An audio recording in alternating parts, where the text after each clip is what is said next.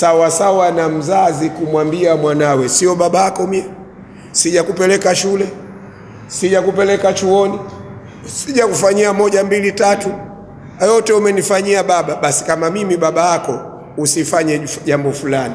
Akafanya, alafu ukamuita tena ukamwambia, basi wewe hutaki kunisikiliza, fanya hii amri. Wewe hutaki kunisikiliza, fanya amri hii. Haimaanishi kwamba ndio baba karidhika. Umekwenda na mchumba wako, umemuokota huko, ukamwambia baba, huyu ndio mimi, kama si huyu na kwenda kuruka michenzani. Ushafahamu? Baba akakwambia huyu hatufai. Anatokana na familia gani? Familia ya ule mpunga mkavu. Huyu hatufai, huyu familia yake na mpunga mkavu mimi nawajua. Familia ile Haiyoleki. Baba, mimi ndo nishaoza hapa.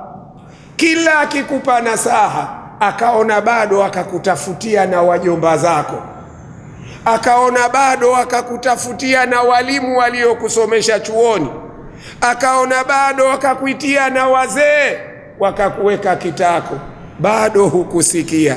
Akakwambia kama hutaki, uamuzi wako mwenyewe, sio baba karidhika kwa mke huyo, yatakuja kukukuta. Na watu wengi anawakuta katika ndoa zao, badala ya kupata utulivu inakuwa mashaka na nakama, kwa sababu ndoa zao zilikuwa za kufosi. Anatuambia Mwenyezi Mungu, wa'malu ma antum amilun, anawaambia makafiri, fanyeni mnayoyataka.